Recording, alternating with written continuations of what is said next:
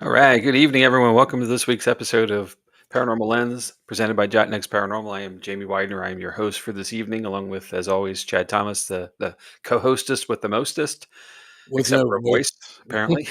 Still, Chad, I'm not. I'm gonna. We're going to start doing sign language or something. I don't know. I don't know. I Gosh. hope it comes back soon. Well, yeah. I agree. I agree. And it's funny. You don't realize how much you talk until you can't do it well or at all. You Right, know, I in much younger years, I suffered with laryngitis, and it's everyone's humor when you're suffering. right. And I as I made fun of you earlier too, and I apologize. I shouldn't, knowing better, but it's one of those things where you just take it for granted, like mobility. All kinds of things that we just have ability to do all the time. So Right. I wish you a speedy recovery and I back to appreciate normal it. soon. I'm going back to the doctor, so hopefully they'll be able to give me something so to answer your question, Todd, not really. It comes and goes.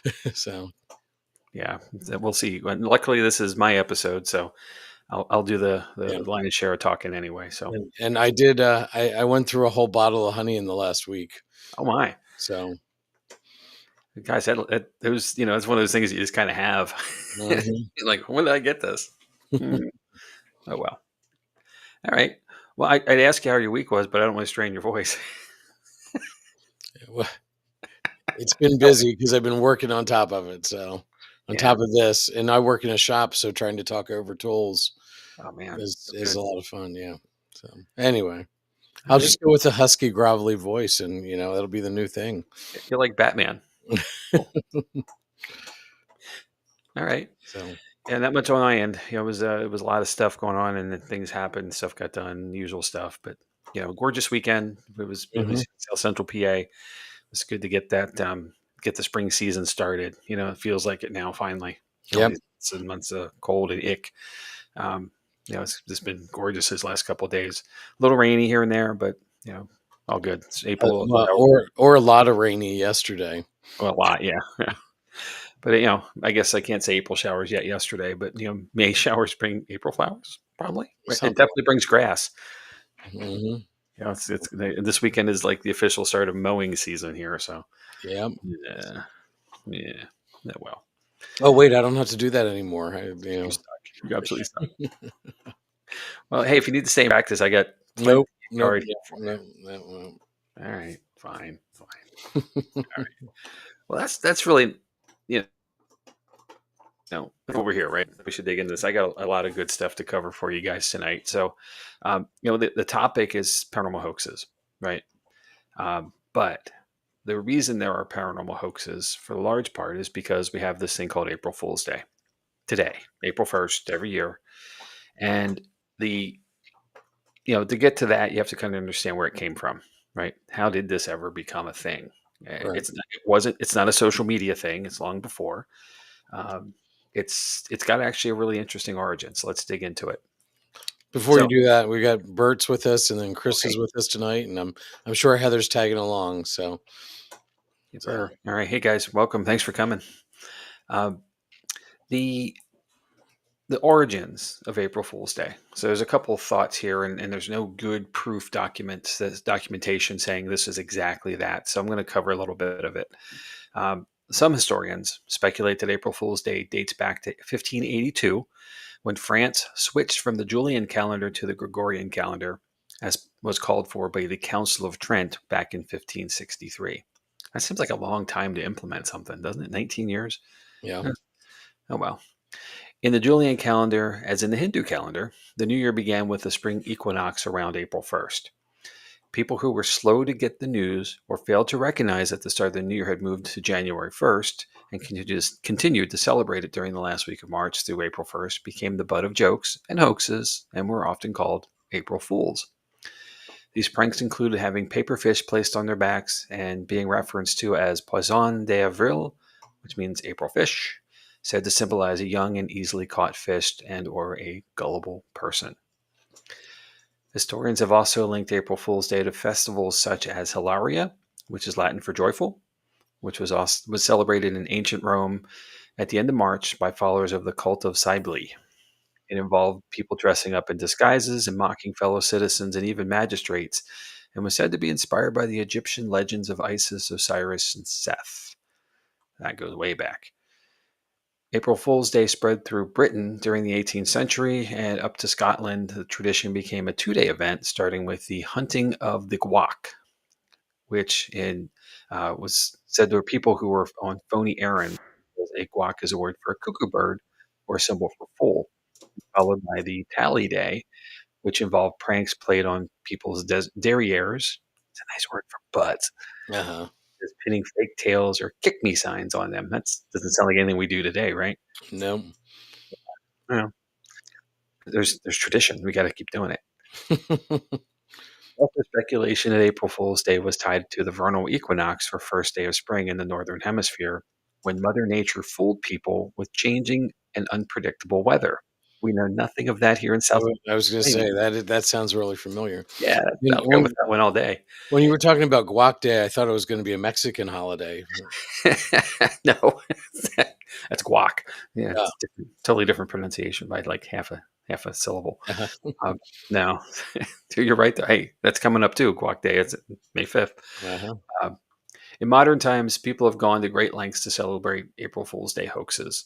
Newspapers, radio, and TV stations, as well as websites, have participated in the April 1st tradition of reporting outrageous fictional claims that have fooled their audiences. Some examples. In 1957, the BBC reported that Swiss farmers were experiencing a record spaghetti crop and showed footage of people harvesting noodles from trees. In 1985, Sports Illustrated writer George Plimpton tricked many readers when he ran a made up article about a rookie pitcher named Sid Finch who could throw a fastball over 168 miles per hour. That's some heat. Yeah. Mhm. In 1992, National Public Radio, NPR, ran a spot with former President Richard Nixon saying he was running for president again. Only it was an actor, not Nixon, and the segment was an April Fool's Day prank that caught the country by surprise. In 1996, the fast food chain Taco Bell duped people when it announced it had agreed to purchase Philadelphia's Liberty Bell and intended to rename it the Taco Liberty Bell. I remember that one. I do too. In 1998, after Burger King advertised a left handed Whopper, scores of clueless customers requested the fake sandwich. I brought this up to a coworker today, and he was like, "Do you think they still make them?" Jeez. Yeah. Yeah. Okay. I said no. They discontinued it. And Google, our favorite search engine, Um, notoriously hosts an annual April Fool's Day prank that includes everything from telepathic search to the ability to play Pac-Man on Google Maps. Waka, waka, waka. mhm. And in a personal experience that I've had, Chad, our local farmers grow a lot of hay, right? Right.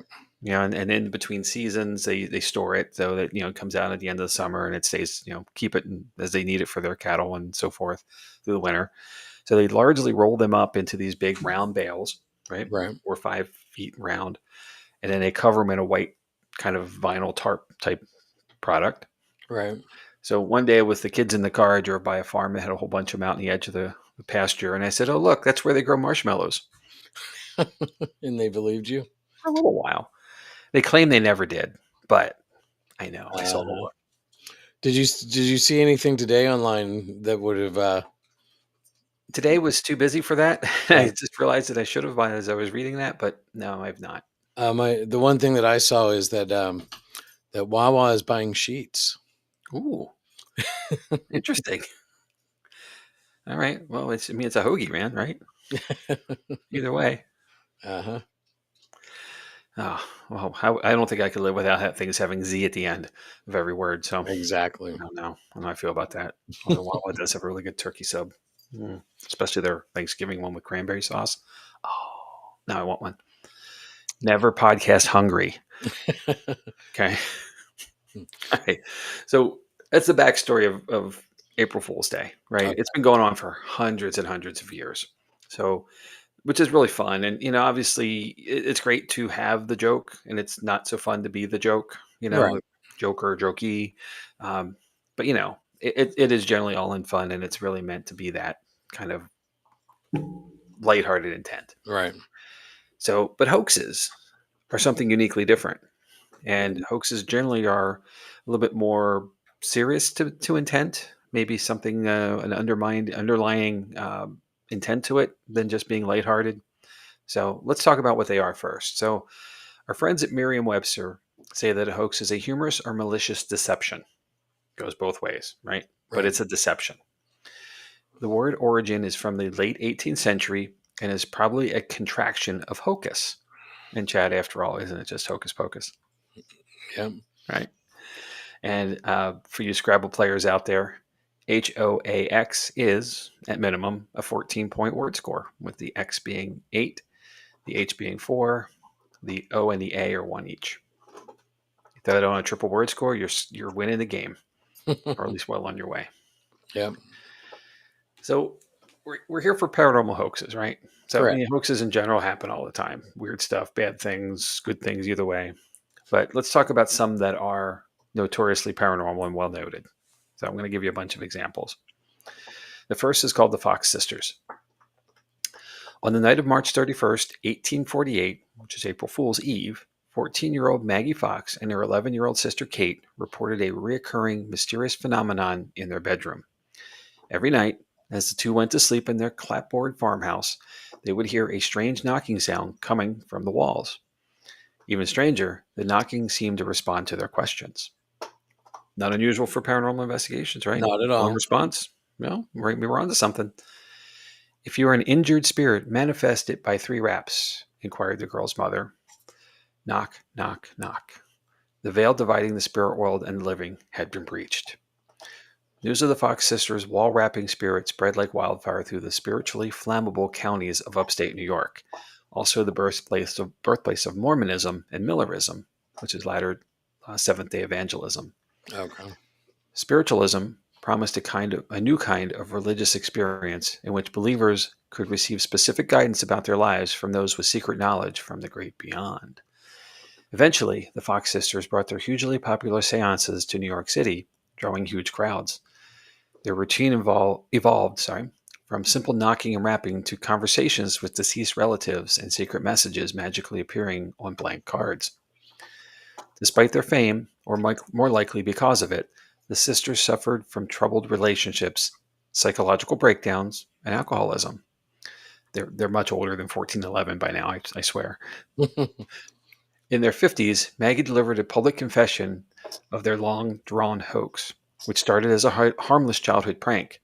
At bedtime, they would tie an apple on a string and move it up and down, causing the apple to bump on the floor.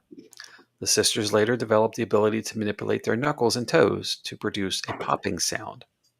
Continuing on. So Yeah. they ratted themselves. Uh-huh. The next one is not that far ago. Let's go back to 1995. And the Fox television network aired a special called Alien Autopsy, Fact or Fiction. Remember this one? Yep. I do too. Which became a surprising ratings bonanza and a pop culture phenomenon, capitulating the topic of UFOs back into the national conversation. Because if you recall, the 70s, was a big era around Project Blue Book, a lot of things, Yep. and then the 80s kind of became something else. So now The here we're A-team back. was on in the 80s. The 80s, that's right. They were going to solve those aliens. I mean, if you could find them. Yeah. Yeah.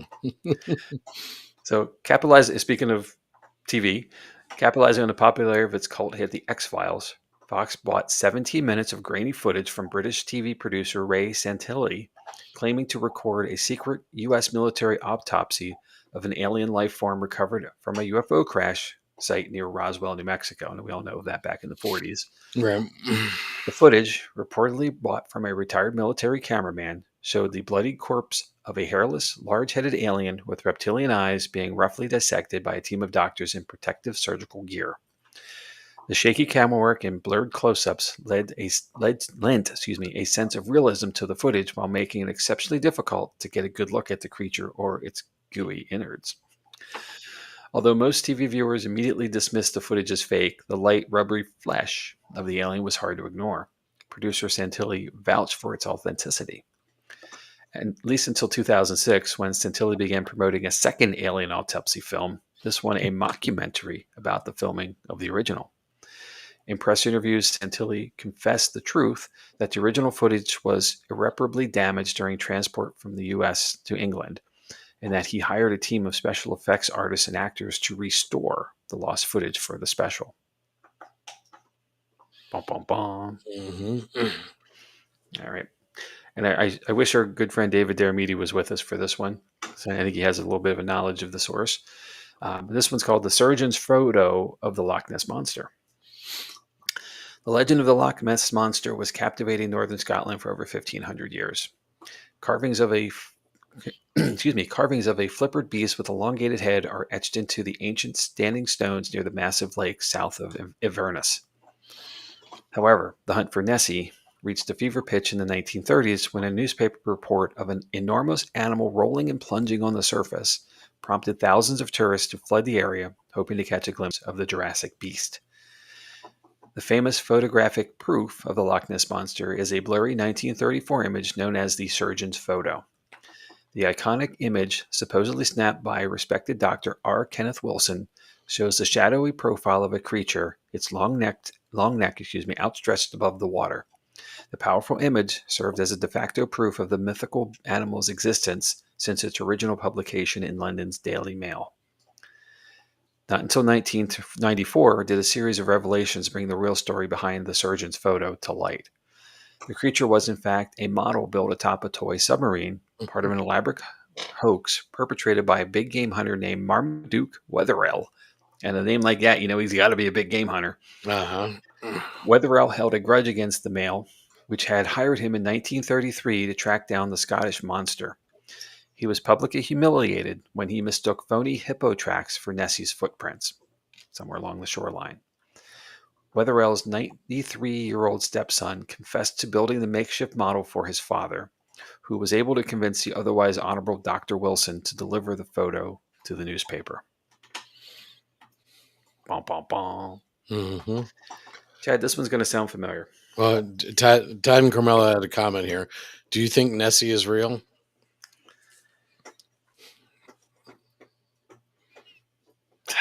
Man, I want to. I really do. And no different than Ogopogo, no different than Champ, and any other, cryptid, water cryptid, especially that's out there, that's just, you never know what's under the surface, Right. So Loch Ness is a big place, so is Lake Okanagan, so is Lake Champlain, who knows? Maybe that's my safe bet. I want to believe. I hope. You That's want why to we got to believe? keep looking. I want to Yeah. believe. That's So, Chad, we covered this ourselves. So the next one is British crop circles. This was an episode from Yeah. season 1, Mm-hmm. and one you covered yourself. So Yep. in the 1980s, a series of increasingly intricate patterns emerged in the barley and wheat fields of surprise farmers in Wiltshire, England.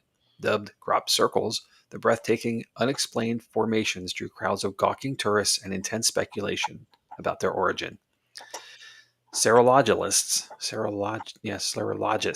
sorry, the live program here, folks. A serious crop circle junkies are known, hypothesize that the circles, which always appeared overnight, were either landing pads for alien spacecraft, decoded messages from higher intelligence, or symbols downloaded psychokinetically from the collective subconscious. It helps that Wiltshire is also home to Stonehenge, the original alien art project. Right? Right. Yeah. Only Doug Bauer and Dave Churley knew the real story. The drinking buddies and part-time watercolor artists had been making the crop circles by hand, or by foot, mostly, since the late 1970s. Fueled by too many pints and a conversation about UFOs, the duo snuck into a farmer's field and stomped out the circular patterns with iron rods, a flat wooden board, and some rope. The rest, as they say, is history. It wasn't until 1991 that Bauer and Chorley confessed their role in the artistic hoax, which by then had grown to include legions of unaffiliated circle makers across England and also around the world. The seriology community took the news in stride, admitting the possibility that many of the circles were man-made, but ardently defended the most elaborate and beautiful circles as indisputably otherworldly creations. And again, for more on crop circles, go back to our Season 1, Episode 8 program on them. Yep. So this one's interesting. It's the Fiji mermaid. P.T. Barnum may or may not have uttered the famous phrase, "There's a sucker born every minute," but he certainly lived it. Barnum was perhaps the best known Victorian era huckster to enthrall the public with outrageous specimens of odder than life humans and mythical creatures. One of Barnum's earliest sensations was the so called Fiji mermaid, purported to be preserved remains of a real life mermaid captured in the Bay of Bengal. In 1842, Barnum displayed this creature in his American Museum on Broadway in New York City, where it drew crowds of onlookers. The Peabody Museum of Archaeology and Ethnology at Harvard University got its hand on the specimen called the Java mermaid in 1897. Museum staff tracked down the true origin of the shriveled 16-inch creature, which is not simply a monkey head stitched onto a fish body, as many had speculated. It turned out to be a souvenir handcrafted made by Southeast Asian fishermen and sold to tourists as a little mermaid, not Ariel. Sorry. No, okay. Yeah. The body parts are a mix of paper mache and fish bones, and fins, but no monkey skulls. So it's a true tourist trap thing. Yep. But without any context and without any other relevance to it, the imagination takes you away. The next is a domestic one. It's called the Cardiff Giant. Once known as America's greatest hoax, this 10-foot tall stone statue of a petrified ancient giant made its 19th century creator George Hull a very rich man. Hull was a get-rich-quick schemer and a proud atheist in a time of religious fervor. After an argument with a revivalist preacher over the existence of giants, as mentioned in the book of Genesis, Hull conceived a devious plan that would capitalize on the gullibility of the public. In 1868, Hull hired a Chicago stonecutter to carve a massive hunk of gypsum in Hull's own likeness. Hull then aged the stone with sulfuric acid and convinced a farmer in Cardiff, New York, to secretly bury it in his backyard. A year later, Hull had the farmer dig a well, instructing the workmen to dig exactly where the stone giant was buried. The unearthing of the Cardiff Giant caused a great sensation in upstate New York, still a hotbed of spiritual excitement. Remember the Fox sisters. Right. News of the creature spread far and wide, inciting a fierce debate over the artifact's authenticity. Hull fanned the fires of speculation, taking the giant on tour and charging 50 cents for a peek. Rumor has it that he made $30,000, which was a fortune in 1860. You can see the Cardiff Giant today at the Farmers Museum in Cooperstown, New York. And if you want to look it up on the Farmers Museum site, it's now known as the Fenimore Farm. Yeah, it's still there. Road trip. Let's go. I mean, if you're going there, you may as well go to the Baseball Hall of Fame while we're there. That's right. You're there. Yep. So the next is not really a hoax so much as it is someone trying to stop the hoax. So you remember our way back episode on Rose Mackenberg? Mm-hmm. Well, her employer, Harry Houdini, is our subject here. Okay. After millions of people died during World War I and from the 1918 influenza pandemic, the popularity of spiritualism soared. Desperate to communicate with their dead loved ones, the bereaved fell prey to extortion by fraudulent mediums and fortune tellers. But Harry Houdini wasn't fooled. He recognized the scammer's method as no more than conjurer's tricks.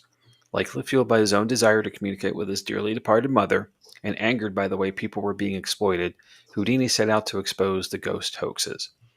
In his stage show, he revealed the fraudster's techniques. He used a team of undercover investigators to collect proof of seance deceptions. His head secret agent was a young New York private detective and disguise expert, Rose Mackenberg, a woman who continued her ghost-busting career for decades, long after Houdini's death in 1926. And for more on Rose, go back to our Season 2, Episode 18 podcast on her. Chad, this one I know you know. Okay. I know everybody knows this one. The War of the Worlds. Yep. Orson Welles didn't mean to mastermind one of the greatest hoaxes in history.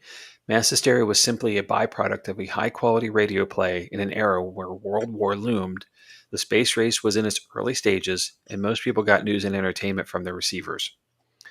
According to History.com, on October 30th, 1938, Broadcast began at 8 p.m. with an introduction presenting the Mercury Theater's update of H.G. Wells' science fiction novel, The War of the Worlds. But unfortunately, many people were still listening to a popular ventriloquist on another station until 8:12, and therefore missed the disclaimer. Wells' take on Wells' Martian invasion tale started with a weather report and a concert live from the Hotel Park Plaza before news alerts about explosions on Mars, a meteor crashing into a New Jersey farm, and eventually aliens with tentacles, heat rays, and poisonous gas broke in. Terrified announcers were then saying cylinders had landed in Chicago and St. Louis, 7,000 National Guardsmen had been wiped out, and that people were fleeing. Only the panic turned out to be real, as potentially 1 million listeners thought Earth was under attack. People crowded the highways, armed themselves, begged police for gas masks, requested their power be shut off so aliens wouldn't see them. Why they couldn't just turn off their lights, I don't know. And were treated for shock at hospitals. A woman ran into an Indianapolis church during an evening service to proclaim, "New York has been destroyed. It's the end of the world. Prepare to die." Okay. When CBS got wind of the hysteria, Wells went on the air as himself to remind listeners that it was fiction. The FCC investigation found no wrongdoing, but networks agreed to be more cautious regarding programming going forward. In spite of the hysteria and chaos War of the Worlds created, there was a silver lining. The attention scored Wells a Hollywood contract, which enabled him to write, direct, and star in his 1941 masterpiece, Citizen Kane, and many others after. Yep. It was a big deal. Yeah. And quite an interesting situation, like the paranoia, boom, moment. Right. All right. The next is called the Cockleen Ghost. And Chad, even royals can fall prey to paranormal pranks, according to the Daily Mail. Okay. In 1762, Prince Edward, Duke of York and Albany, visited a home on Cock Lane in London that was said to be haunted by Scratching Fanny, a woman who had died of smallpox in the rented house after her loan shark lover, William Kent, had lent their landlord money with the highest interest rate. I love that sentence. It's so descriptive. Right. Kent took the landlord, Richard Parsons, to court over the loan and won. Strange noises that sounded like a cat scratching a chair were reported at the property around this time, and Parsons and his daughter Elizabeth, who the noises actually emanated from, claimed the ghost was Fanny. To prove it, they held seances regularly, which were written up in the newspaper and drew religious leaders, the prince, the mayor, and many other onlookers that the street became impassable. At the time, people widely believed that a person would return from the great beyond to warn the living or seek revenge, so that they quickly accepted that it was Fanny communicating via a system of knocks that Parsons and the preacher developed. During one such communing, the ghost accused Kent of poisoning her and requested he be hanged. To clear his name, Kent and 2 doctors who had tended to Fanny on her deathbed attended a seance, and again Fanny declared he was her killer. But during a later gathering, Dr. Samuel Johnson witnessed Elizabeth creeping from the bed where she was during the encounters to pick up a piece of wood that she used to knock on. She'd usually hidden beneath her clothing. Parsons was trying to frame Kent after losing the case, but it was he who ended up behind bars for 2 full years. And somehow his wife got a year in prison as well. All right, the next is called the Cottingley Fairies. Okay. In 1917 and also in 1920, young English cousins Elise Wright and Frances Griffith produced a series of photographs depicting themselves interacting with fairies. In modern times, it's hard to imagine how anyone could be fooled by these obvious fakes, but in the early 20th century, they were convincing enough to attract a huge following and dupe such notables as Sir Arthur Conan Doyle. It was not until 1981 that Wright and Griffith admitted the hoax, although they continued to claim that they had indeed seen fairies and that one of the photos was genuine. And you can Google the Cottingley Fairies and find them very quickly. They are what you'd expect. Okay. Next one. And Chad, that's something else we've discussed at least a little bit. Uri Geller. Yep. During the 1970s, Uri Geller enjoyed huge success with his mentalism acts, based largely on his ability to bend spoons with his mind. Geller staunchly defended his claim to supernatural powers until hard evidence finally caught up with him. A 1982 book by James Randi exposed Geller's tricks. and Geller was caught numerous times on camera manipulating stage props. He was pre-bending spoons, essentially. He has since earned a reputation for frivolous litigation after a series of failed lawsuits, mostly against people who published unflattering material about him. Despite never officially outing himself, Geller has tactfully confessed to the hoax. In 2007, he expressed the following change of heart: "I'll no longer say that I have supernatural powers. I'm an entertainer. My entire character has changed." Yeah. A famous incident with him was on The Tonight Show, where he could not bend spoons as he claimed he could on demand, Right. and kept stalling through the episode. And eventually it led to nothing. So Right. I think But, that was kind of the beginning of the end. and that was when Johnny Carson was hosting Yep. it. That was way back with Johnny Carson. Yep. Late 70s, I believe. Can you imagine how that would have gone? Like just Carson would have had so much fun with it. Yeah. All right. The next one, the well to hell. This terrifying legend says that in the late 1980s, Russian engineers drilled a hole in an undisclosed area of Siberia. There was a much bigger reaction to this well than expected. For one, it was bigger than it was ever intended to be. Drilled nearly 9 miles deep, the depths of this cave reached remarkably high temperatures of around 2,000 degrees Fahrenheit.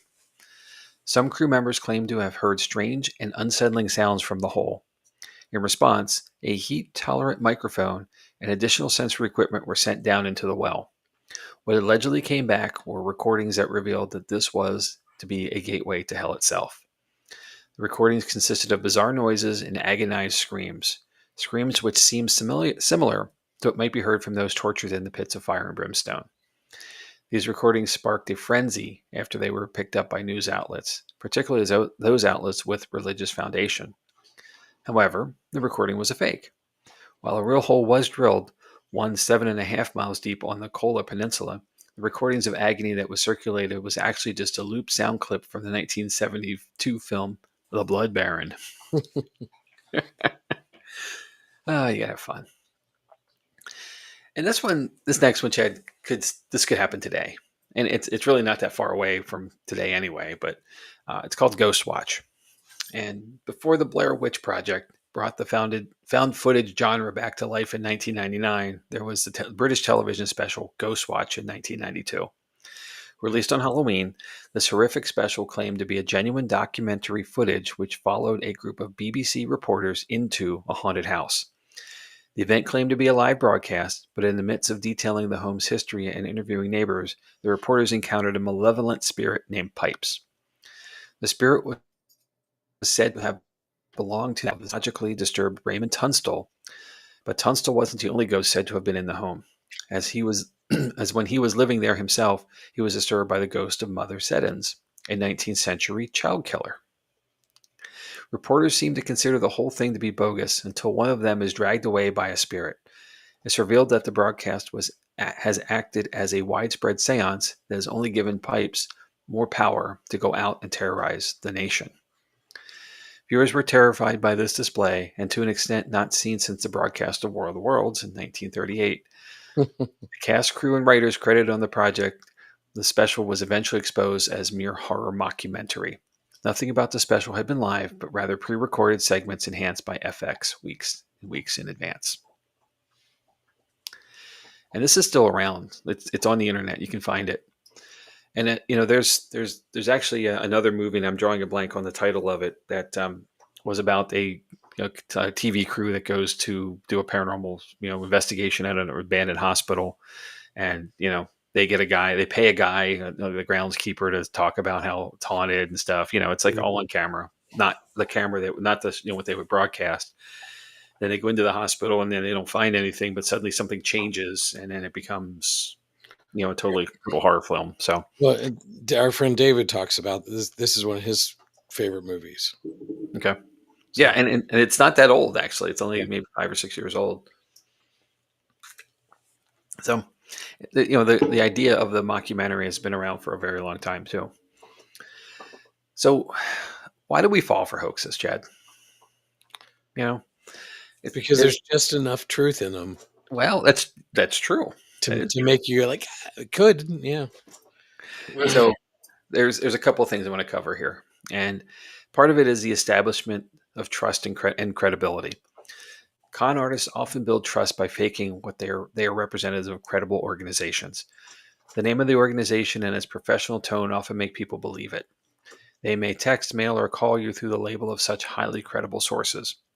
People can be persuaded better if they believe the information from a highly credible source. Moreover, scammers also learn about the victims and present messages as trustworthy. They may also act as familiar and try to establish some kind of liking in you. Once trust is gained, it's difficult for you to doubt that person. Hmm. The role of emotion. Understanding your emotion is often important. Your emotional vulnerability is a strength for hoaxes and con artists. Strong emotions like fear, greed, danger, hope, and more can often lead to you to act quickly without much thought. Scammers often take advantage of such vulnerabilities. In fear, your fight or flight system gets activated when you are in fear and perceived danger. Scammers create this fear by claiming your bank account may be compromised and you ask for your personal information to rectify it. In such a situation, people often tend to act impulsively and provide the information. Greed. Getting money quickly and easily is a very compromising tactic con artists can use. People never get satiated by money, so it's very easy to persuade them of giving promises of monetary benefits. Hope. It's easy to manipulate a person in crisis by providing hope to them. This can be done by promising cures to some non curable disease and taking money through them. Also, there are cognitive biases. Do you solely believe your thoughts? People often have a tendency to see things only from their biased perspectives without looking for alternate ways. Sound Hmm. familiar to these days? Yeah. Yep. One we talk about all the time is confirmation bias. This solves selectively attending to information that aligns to your existing beliefs. Scammers who know about your biases can easily persuade you by creating messages that convince you. There's an authority bias. People are more likely to comply with authority figures. Con artists use this and adopt the role of a government or powerful organization. Most people tend to comply with requests from these scammers because of their perceived authority. And there's the scarcity effect. This technique often used to increase the selling of products. People have a tendency to secure things that are scarce, so creating a sense of urgency by showing limited time offers can cause people to fall for it. All right? Act now. And lastly, heuristics. These are mental shortcuts you often use to make judgments. Scammers use these by creating fake reviews and ratings so that the product seems more genuine and reliable. All right. Also, there's social influences. We often have a tendency to follow social expectations and norms. Con artists and hoaxers can use these by various ways. First is normative social influence. We often have a tendency to fit in. Scammers use this by mentioning that millions have already benefited, so you also try to conform to it. There's informational social influence. This is applicable in situations in which you are uncertain. So the person who seems an expert can persuade you and influence your judgments. A lot of times there's celebrity endorsements. Right. And reciprocity. People often have a tendency to do something for someone who once did some favor to them. So if a scammer gives you a favor or an offer, you believe you owe something to them. And lastly, are the confidence of con artists. In social media, we can see different influencers spreading fake information and pseudoscience. Many people fall into it. Such fake influencers get more followers than real professionals do. Why does this happen? Sometimes people focus more on the way of speech than its content. There are Uh, two models of persuasion: the central route of persuasion and the peripheral route. Some people analyze each thing deeply before making decisions. Some people need a central route of persuasion explaining different perspectives and all the details to get convinced. In contrast, most people just need a peripheral route of persuasion. They get convinced by the surface features of information, like the way the speaker speaks. The speakers who speak in confidence with bold and loud voice may be perceived as credible more than those who speak in a low or feeble voice. Interesting. hmm All of which are ways to get us to believe in things that we normally wouldn't. Right. Because it's if you sound like you know what you're talking about, Yes. then you must know. Right. Well, I say this all the time. If you act like you know what you're doing, people tend to believe you. Right. You know, therefore. All right. So let me cite some sources and we can discuss all this. Sure. So first is merriam-webster.com, psychologs.com, howstuffworks.com, readersdigest.com, paranormalencyclopedia.com, and history.com. All right. So first of all, happy April Fool's Day, Chad. Thank All right. you. Yep. And hopefully no one fell for anything overly damaging today, other than something worth a laugh. But there are a lot of things out there, and people, hoaxes are intentional. That's the one thing I've gathered out of all of this. The idea is that you are, and hopefully, and I say hopefully with all sincerity, that it is really meant to be something in fun, in jest, Right. harmless.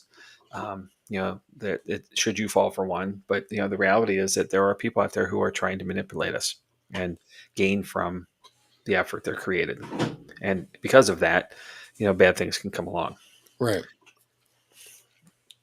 So, how do you feel? I mean, it is easy to fall for these things because like I said earlier, there's just enough proof, or there's just enough to bite on. There's a nugget just to hold on to. So yeah, Todd and Carmela have a comment here. Just saw that's why I was smiling. I saw it too. Mm-hmm. Yeah, Nick Groff has said he's leaving the paranormal field, and a couple smiley faces there. Um, yeah, okay. So, I mean, I would think a bigger hoax there, or a bigger laugh, would be that Zach Baggins says he's leaving the paranormal field. yeah. But you know, I mean, we all fall for pranks or hoaxes,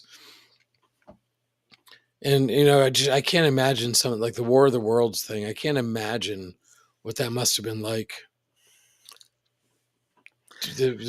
What it did to the country, just because of people not catching the beginning little clip saying, "Oh, by the way, this is a staged yeah. production," basically, and Well, that's exactly it. And that comes from a time when television wasn't a thing, right? right, But everybody had a radio. yeah, Some receiver, and usually a large one, somewhere in the home, that was the source for news. Everything came out of hmm that box.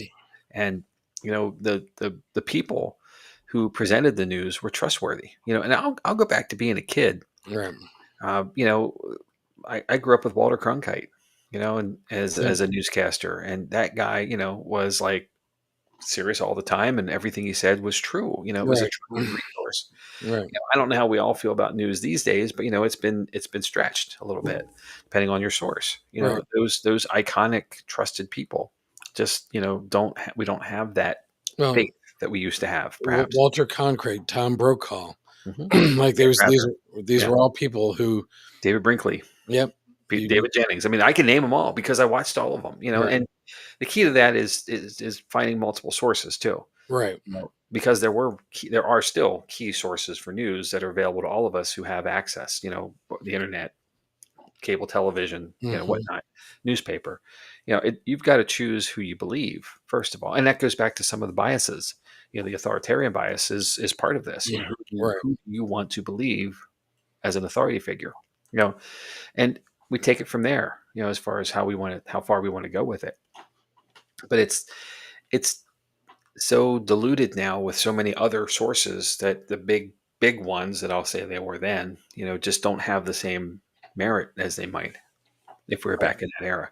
right, In 1938, the world was a bit of a turmoil. We were recovering still from the Great Depression, coming out of it, seeing light at the end of the tunnel of it. Some were still recovering through issues with World War One in the world. We had war brewing in Europe again. yep, It was a turbulent time, and a lot of uncertainty. And this was probably the perfect match, to strike. Uh, and it was probably, and I think it was really meant to be fun, but it really meant to be terror, or became right, terror right, for many, many people, yeah. because those sources were gospel Yeah. for Todd and Carmela say they honestly don't watch the news, too busy working and doing paranormal investigations. You get your news from the ghosts, right? Yep. Well, maybe. You know, it goes to the fun of it too. Like I think probably well, there was a little bit of spite in the Loch Ness piece with the surgeon's Right. photo, and spite does not make right. Never will. Never No. does. Never will. Um, but some of these were meant to kind of be fun. The Fox sisters, I'm sure, started off as being fun.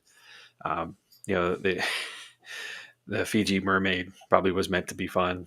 You know, um, the Cardiff giant was certainly more spite, Right. probably, or to see how far you could take something anyway.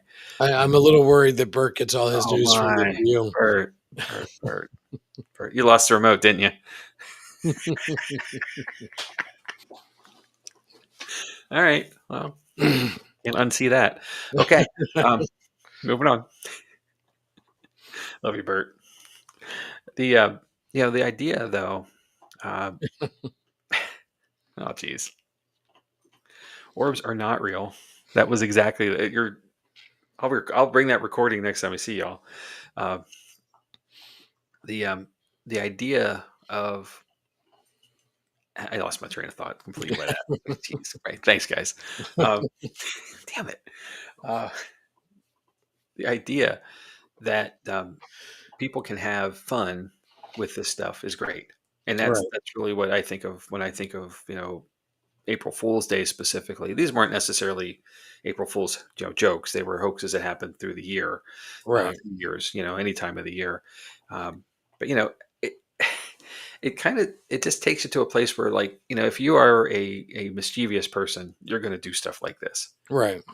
And I'll say this, Chad, you were with me when this happened, so I think I can talk about it. We were at West Virginia Penitentiary. Yep. You start laughing, you know what I'm going to say, I know where you're going. Yep. right? So you and I are coming from the maximum security block, heading back to the lobby area, taking a break, kind of thing, and you can't get there without passing by like the cafeteria and the hallway that leads through that area. And that hallway is where the Shadow Man was captured. Famous photo many years ago, and as we're coming through, we see there's folks in the hallway, but there are two rooms to the right that can join, and you can kind of go most of the way down the hall to get to that beginning part. Right. And as we get to the doorway, these folks are very intently trying to recreate the episode that happened that other time. They've got a laser grid up. They're doing a call and response session, and I can't help myself. I just can't. So, is there anyone there? Oh yeah, I'm here. Messing around, and then of course they're like, "Yeah, I'm here." And then I'm like, "Yeah, come closer." Because I'm just talking from the doorway. They can't see me. And at this point, I'm starting to laugh so much I can't hold myself. So I finally step out. I'm like, "Guys, it's me. I'm sorry. I'm messing with you." But that kind of stuff. Right. Obviously, if they weren't playful with it as well, I would have just ruined some good, credible evidence they thought they were capturing, and I did, for that matter, because it wasn't real. But the idea of that, kind of just having fun with each other while you're out investigating. That's the Yeah. stuff. You're with a good group of people when you can carry on Right. and not do it Sometimes you with. need to break that tension too after Yes. hours of stuff. So, Todd and Carmela have a comment here. of all out of all the great hoaxes, do you think War of the Worlds holds the honor? Yes and no. For the masses and for an immediate momentary parent, like explosion of panic. Yes, Right. absolutely. It's hard to top that. But I think the one that probably has the longest active legacy is the Loch Ness monster. The surgeon's photo, Right. because people are still out on the edge of the lake and on boats on top of it looking for Nessie.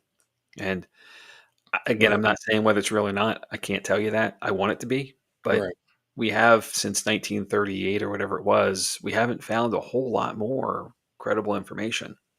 And people Right. still believe that photo isn't faked, even though there's proof to say so. Right. So, it goes back to what you want to believe. It's your confirmation bias. Right. That that's true, so therefore you believe it is, and that's fine. That's why people. I mean, that's a good thing. I should say it's fine. It is, I guess, but it's a Right. good thing because people are still moving forward, trying to do the work.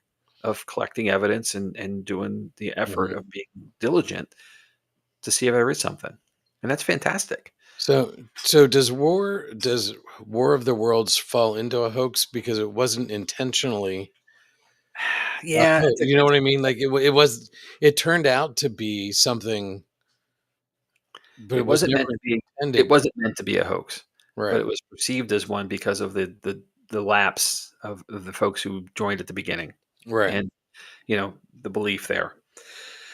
It might be a miscategorization. I'm not gonna argue that, Right. um, because it was credited as being an adaptation of H.G. Wells' novel, in the beginning. Right. But again, if you miss something, um, you're gonna walk into it at the point where you start and go from there. Oh, breaking news from Todd and Carmela: the Curse of Oak Island has found the treasure room in gold. So, oh, good. I don't have to watch the recording I have tonight. Well, 'cause that's on right now too. Um, so, yeah. And Heather and I are connecting on that mental level again because she had just said that to Bert. So Well, hey, since your voice is scratchy, Heather could be your spokesmodel. This is great. I don't know. I'd hold out for some compensation, Heather. I'm not sure what, but hey, you know what I've got, Jamie? I've got Paranormal Lens stickers. me too. Yeah. So, it's cool, and I think it's a great question. Any of this, that people are still talking about it means it was a good hoax. It was a Right. good intention anyway. Pretty well, pretty well planned out, pretty well executed. That's the stuff we remember. I mean, people pull pranks on us all the time. Like haha, good one. It disappears to memory, out of memory. But these have had the legs to last a long, long time.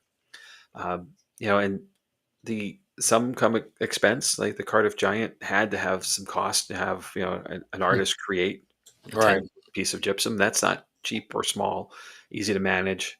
That kind of stuff was elaborate and intentional. Some are meant to be more foolish, kind of, or childlike, with the Fox sisters. They're bumping an apple around. That became a thing, and they saw a way to make money, so why not run with it, right? Right. Right. And it lasted a long time. So, which is pretty cool. I don't know. I love a good hoax. I really do. I love a good practical joke as well. So Right. I think that's why this was kind of drawn to me. And of course, it helps that we're here on April 1st, um, Hmm. just to have some fun with it. So I hope you all enjoyed as well. One of my favorite things that my kids did on April Fool's Day is we had a bunch of pictures at the top of the steps in the one house. And I don't know how long it took us to notice, but Alex had taken, and they weren't just pictures, they were collage pictures. So there were like 6 or 7 of them in each frame. And then we had like four frames. He had taken and flipped them all over. So they were all upside down. And it just, it looked fine. And then we're like, what, Huh. what's going on over there? And yeah, and it took us a second, but we figured out who it was too. So Yeah, they say that one. That one's pretty obvious, right? yeah, so Alex for the win. yeah, At Christmas time, a friend of mine has a little block set, like the blocks you would get as a kid that say Noel. yep, It's always sitting on the windowsill in the kitchen, you know. And every time I would be there, I would respell it to Leon. And yeah. just Alex, I have the same. I have a set of figurines holding the letters, and yep, he does the same thing to me on that one. yeah, Leon or Lone, one or the yeah, other. yeah, right. I change it as much as I could, and then like a week later, I'd get a message like, "You were messing with my blocks again." Yeah, you're right. They're gonna be there. I'm gonna mess with them. Uh huh. So, So but all meant in fun, yep, all lightheartedness. yep. So, all right, sir, that is my book That's report. what you got. All right. Well, nice job, Jamie. There are quite a few of them that you covered. So Was more than I thought there would be, actually. And mm, there's a few things that I left out. Um, the Bell Witch came into play, which is an episode we covered back in season one. Because but it's never the story of the Bell Witch was, documented about 80 years after the right. actual events. So it's a whisper down the lane or telegraph or telephone story game kind of thing. There's some truths or not in it. So I admitted that, and then plus we already covered it. And I think we Right. talked about it being likely a hoax back then, or at least not credible. Um, so there's a few others out there too. It's Yep. it's it's interesting. How do you pick? How do you choose? I just kind of went for the obvious ones, I think. But Yep. you know, if anyone's curious, just start Googling paranormal Yep. hoaxes, and you will find a gazillion of them. So Yep. When I covered the Dybbuk box in a couple weeks, since we missed it last week, we'll talk about that and whether that falls in there or not. So cool. Okay. Yeah, here we go. So Bert's saying that Heather's mom is fanatical. That's a big word for me. Ooh, about her drink coaster being straight. Every time there, we mess them up. Yep, of exactly. course. And Todd and Carmela, thanks for sharing the stories and hoaxes. Jamie, enjoyed the show. Have a great rest of the week. Well, you guys as well. Thanks for coming. All right. So let's cover what's coming up. Well, let's see next week. Hopefully my voice is back and we'll be able to cover this because I'm going to cover the Trans Allegheny Lunatic Asylum, the history of it. And then the week after that, we're going to, everybody here knows that we're going to be investigating down there on the 10th of April. Yep. So on the 15th, we're hoping to have several of the people from the investigation join us and talk about what we experienced and if there's any evidence.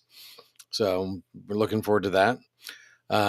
April 22nd, we've connected with the Doss House in Pennsylvania, and we should have Shauna and Danielle Rigsby with us talking about that location. April 29th, Jamie's going to dive into the Portland tunnels. Yep. And what's going on there.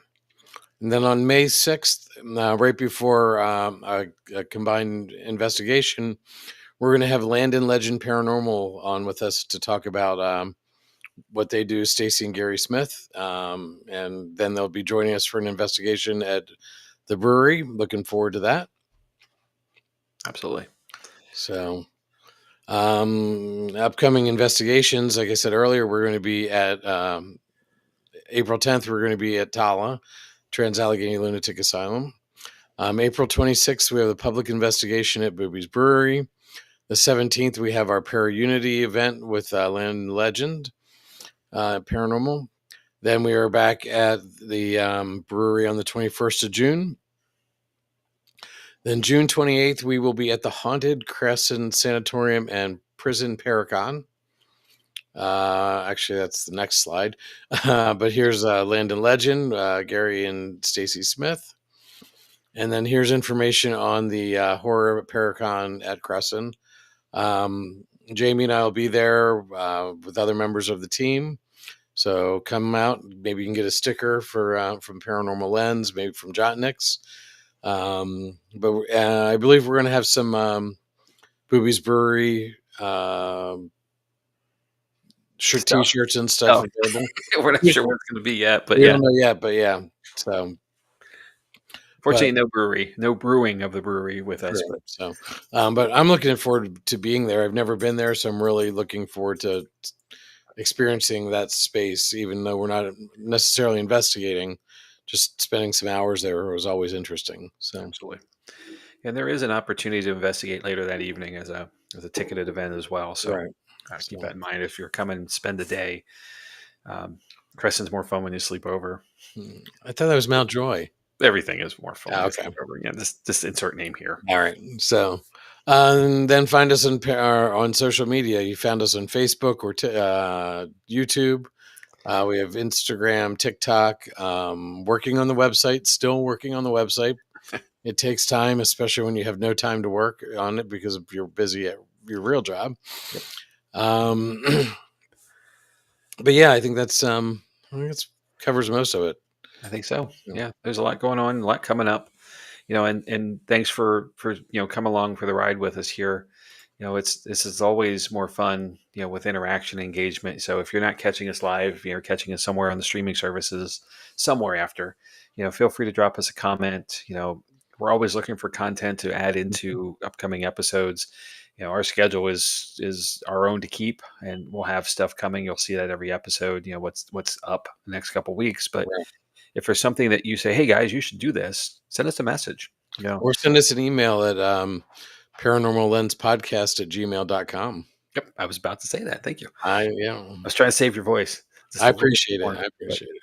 yes, Paranormal Lens podcast at gmail.com. It comes to Chad and I. So, we'll see it. We can investigate what the opportunity is, give us a little time to figure out how to cover it. If it's a personal story, perhaps you can come and join us on an episode as well. We're certainly, we self-produce, so we can do, well, literally anything we want. So it's kind of Yep. fun so far anyway. So, Mhm.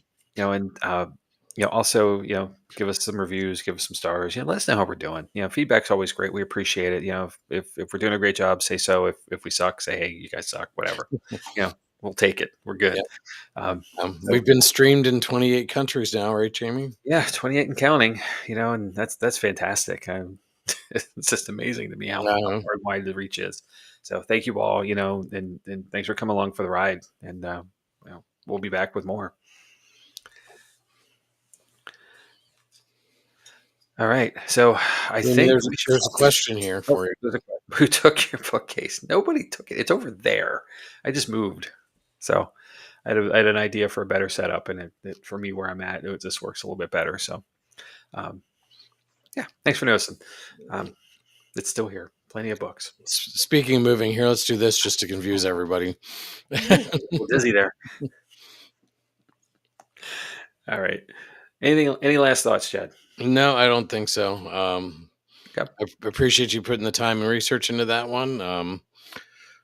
Looking forward to Tala next week. Yeah, I was working through my time card and for work, and we're 2 week pay period, and I'm like, there's PTO on my time card for next week. That means I'm going somewhere. It was Finally. it was like, yes, we're there.